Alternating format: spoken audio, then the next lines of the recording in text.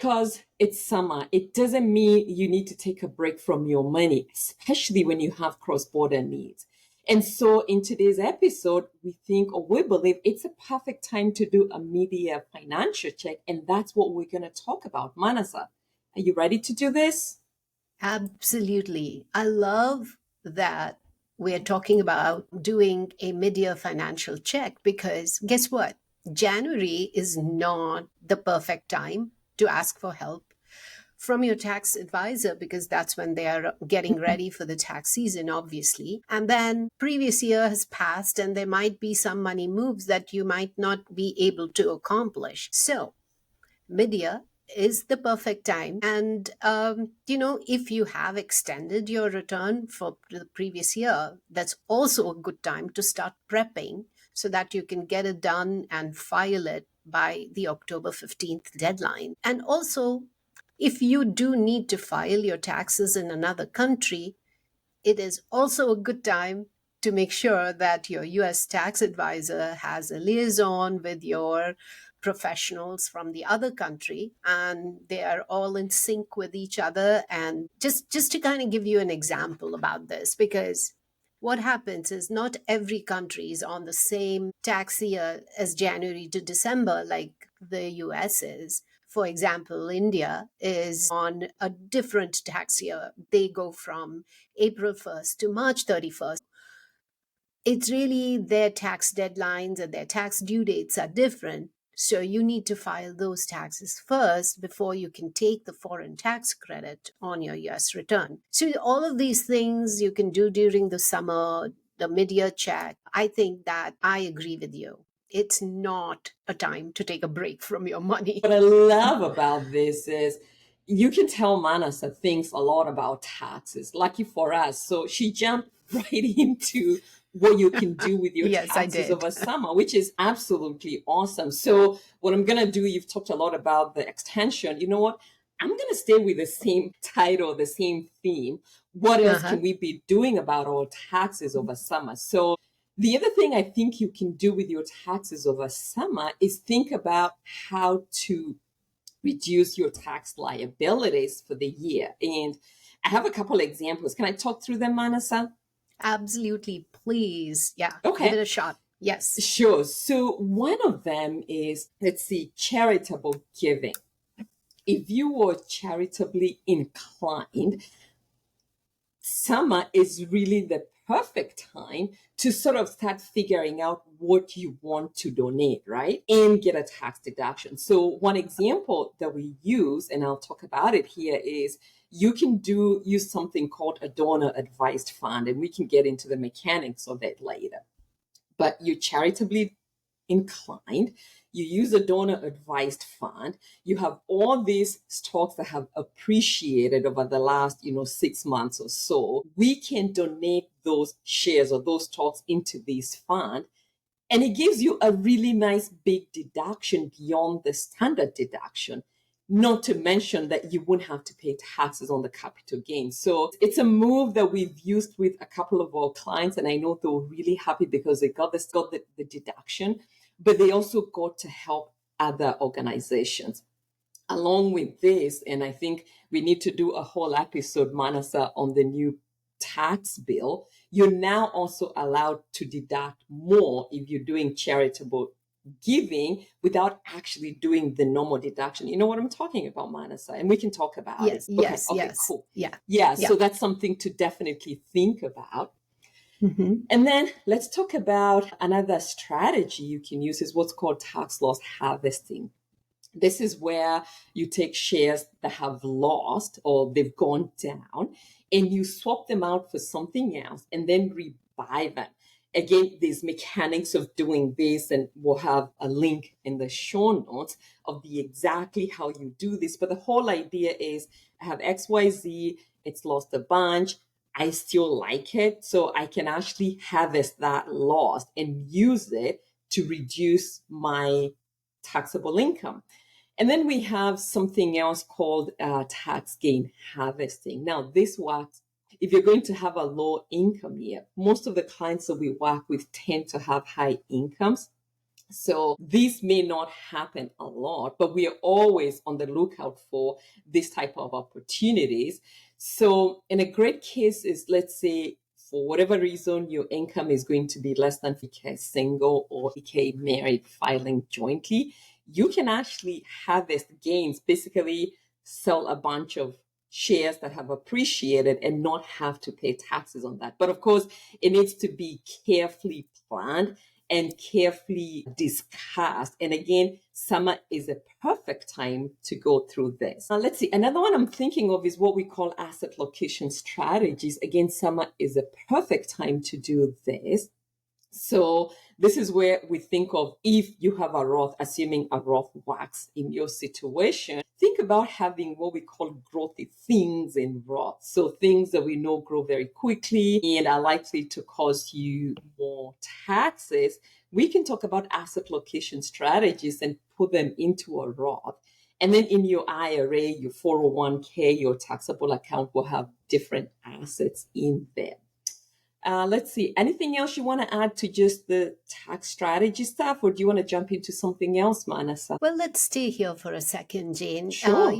When you're talking about charitable deductions and charitable giving, there's also the fact that, well, if you are close to the required minimum distribution age, which right now is 73, and you're planning for that and what money you're going to take out, and all of the factors that go into that plan, there is also a possibility for you to set up a qualified charitable donations through your required minimum distribution. So that reduces tax burden right there if you are already in a high income tax bracket, and many other factors that go into that. That's one other way of giving charitably through your RMDs. And Excellent. also, really quickly, when we're talking about tax loss harvesting and tax gain harvesting, I think also this is a good time during the year, the summer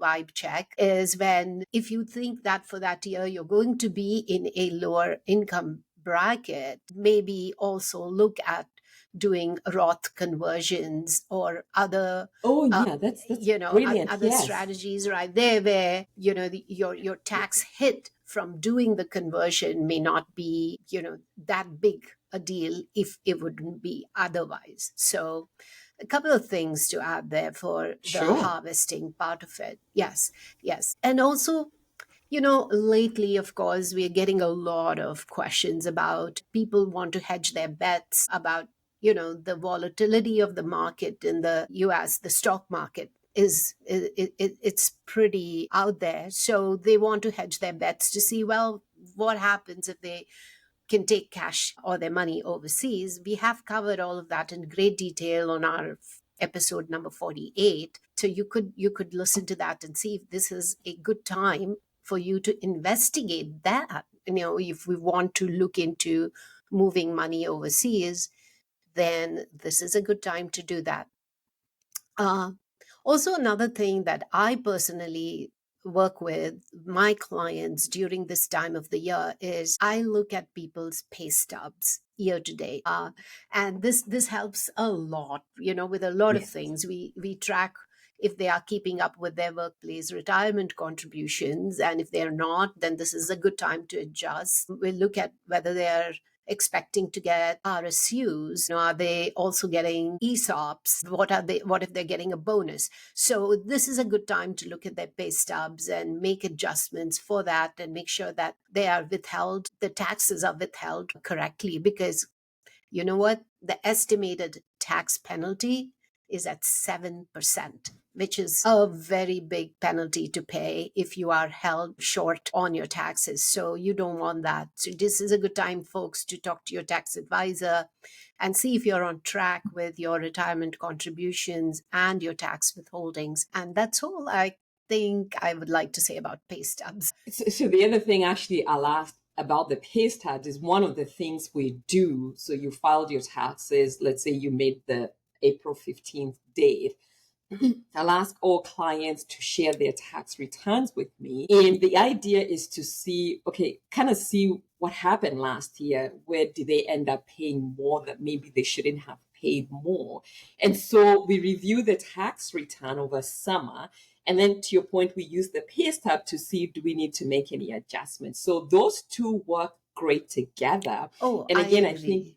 yeah, I think that summer is really the perfect time to do some of these checks. I know you want to spend a lot of time at the beach, but all I'm asking for is, let's say, an hour or two. We go through these things and we kind of set you up for this year's taxes, but also set you up for moving forward. So, yeah, I Yeah. think that's a great point. Yeah, yeah. Yeah, just a quick note there about tax withholdings. To your point, it's not always a great idea to get a huge refund at the end of the year, which just meant that you didn't have access to that money that you could have invested. So, yeah. Yeah, so I think the ideal situation, if we can work this out, is where you end up with having to not send IRS any money at the end of the year, and they end up not having to send you any money at the end of the year. So you're sort of at zero, which would be awesome if we can do it. And I think one of these days, if we're able to help our client do this, we should come back and put an episode together to kind of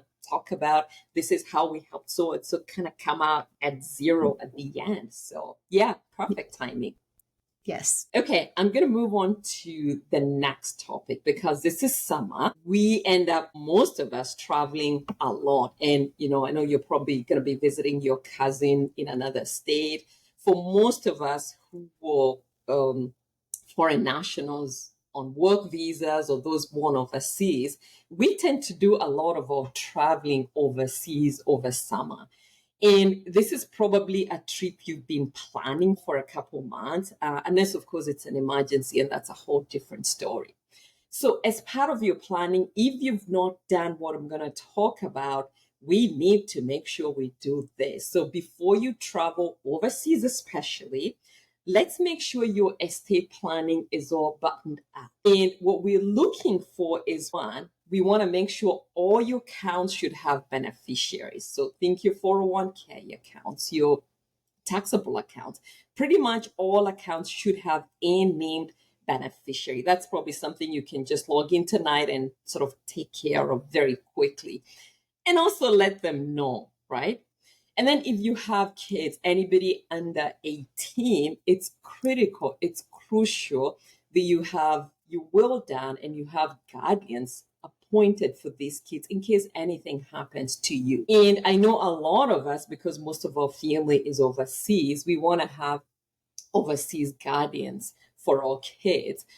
You really do want to work with an estate planning attorney, and we're happy to introduce you to some people that can help you put this in place. So even if you have overseas guardians, you probably still need to have local guardians, maybe close friends, maybe, I don't know, your church priest, somebody that could kind of step in if something happened to you and somebody needed to take care of your kids. And then, of course, you want to have your powers of attorney, medical, financial. This is all obviously part of estate planning. And if you get somebody good to help you with this, we can sort of sort this out right away. And then one more thing I want to add on this, Manasa, is you really want to have what's called a letter of instruction. A letter of Yeah. instruction is not really a legal document, so it's something you can easily draft on your own. And the whole idea with the letter of instruction is, think of it as instructions, literally a document that tells your loved one where everything is. You've completed your estate plan. And so now you have this letter that says, okay, this is where you can find my will. This is where you can find my accounts. So basically, making it easy for anybody that would end up having to sort out your affairs if something happened to you. Anything else you want to add on that, or we good to move on?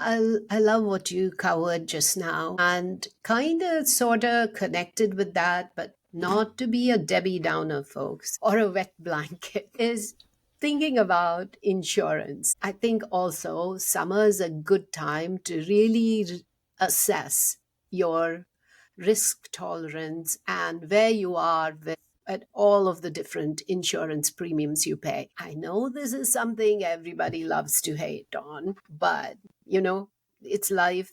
We can't live without this. So this would be a good time for you to look through all of the different insurance policies you have on your home, on your rental property, maybe on your car, on your kids, life insurance, all of that good stuff.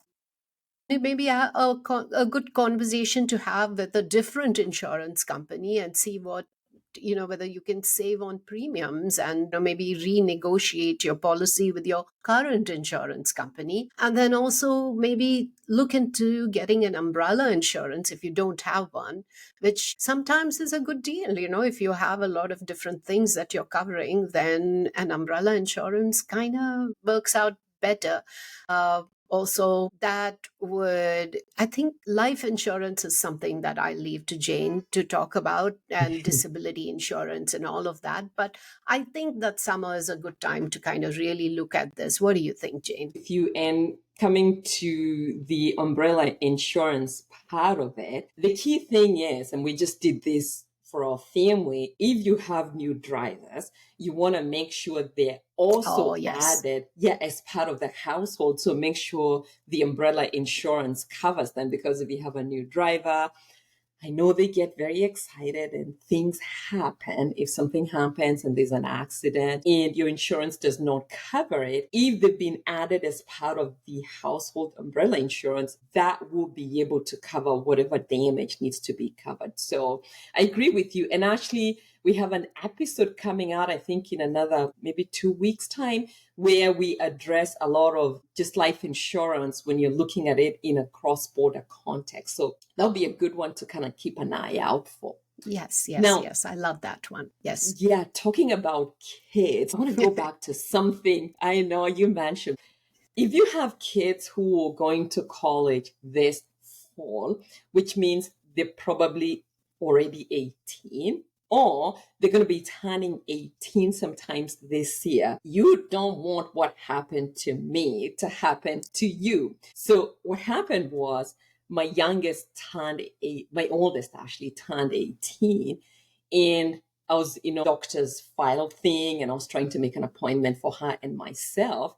And suddenly I can't see her stuff. I can't even make an appointment for her. And I'm like, what just happened? So I called the office, and they kind of laughed at me and said, oh, your daughter turned 18 yesterday. I'm like, yeah, I know that. We had a big party for her. So now she's an adult, and so you can't see her stuff anymore. And I'm like, Yeah. you're kidding me, right? Yeah. And so what we realized was, and we ended up obviously fixing it, is once you turn 18, the law considers you an adult. And as an adult, nobody can look at your medical stuff, can look at your accounts, that sort of thing, unless you give them powers of authority. So powers of financial authority or medical authority. And so what we ended up doing is basically just put a quick will together for her, have us appoint us as her agents in case of any financial or medical things, and then literally had to drive to the doctor's office together to ensure that she could give us that permission. The lesson for us is, if you have kids who are going to be 18, they're starting school this fall, if you still want to be able to continue helping them, and I think we all should in some of these areas, make sure they have a will, a very simple will, obviously.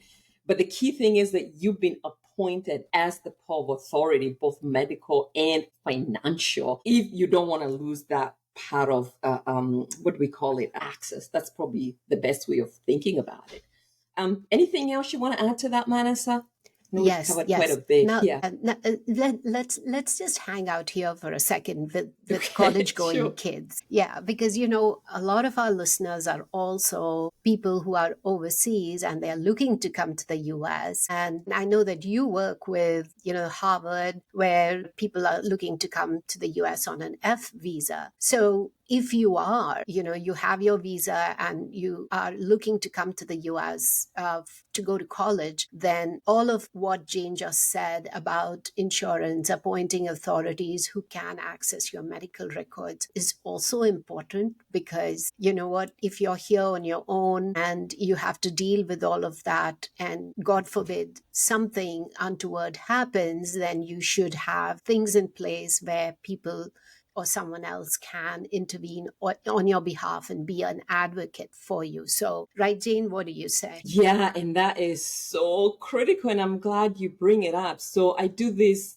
sessions with the Harvard Business School every summer, where I actually talk to students before they get to the US. Yes. And we're talking a lot about the US financial system, the tax implications, what they can expect. And yes, that's something they all need to think about that they probably never had to think about. The thing I do want to say is, now, if you straddle two borders, like what happens with a lot of our clients, you need country specific wills. So I'll tell people, Yes. yeah, I understand you already have things set up in your home country and everything looks good. As soon as you cross the border, you come to the US, that's literally all null and void as far as the US is concerned. So we need to put something together on the US side. And again, this is the perfect time to start putting some of those things together, or at least start thinking about it, so we come up with a plan. And thank you for bringing that up, Mana. So that is a key component of being ready to not only survive, but succeed in the US when you're new. So thank you for bringing that up. Absolutely. Because you know what, when you're thinking summer vibes, going back to Right. school is one big thing for a lot of Absolutely. us. I Absolutely. mean, I Absolutely. know that you and I are now kind of past that, but there are still a lot of people who are there still. One quick other thing maybe to think about over the summer, and maybe this is not all of that, again, going back to Debbie Downer status, I'll take that responsibility. Yeah, you're welcome. Check your expenses and see where you are with your spending plan, and see if you're keeping track of things, because it's mid-year after all. And is your emergency fund doing okay? Are you putting money into it? Are your credit cards paid off?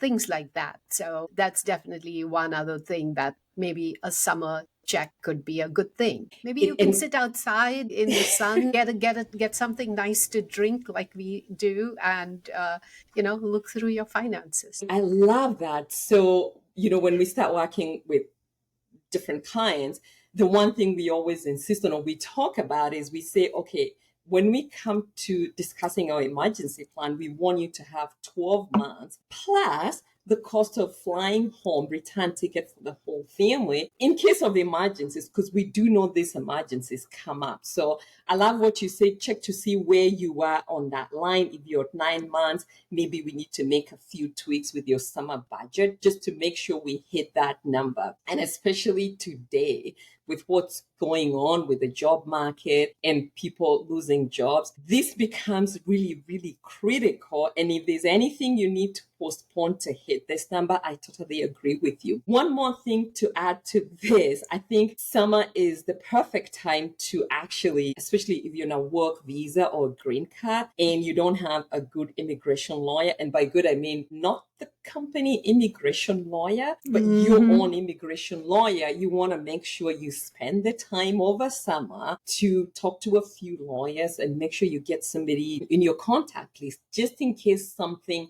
happens and you need to reach out to somebody. Okay, it's summer. I think we've covered enough, Manas. What do you think? I know. I think we did a good job of bringing a lot of these up. Yeah. And dear listener, if you are with us here to the end of the episode, thank you very much for hanging out with us and listening to our episodes. And if you want to pass this on to your friends and family, we would be ever so grateful to you. Please subscribe to our podcasts on whichever is your favorite platform. It helps to drive up our visibility. Another thing with the summer vibe check before we go is, of course, a lot of things that's going on with the new tax bill, OBA, ABA, OB, however you want to say that. We will be bringing you more information about it soon. So look forward to that. We will be sharing more content here. So, again, have a happy summer. Remember,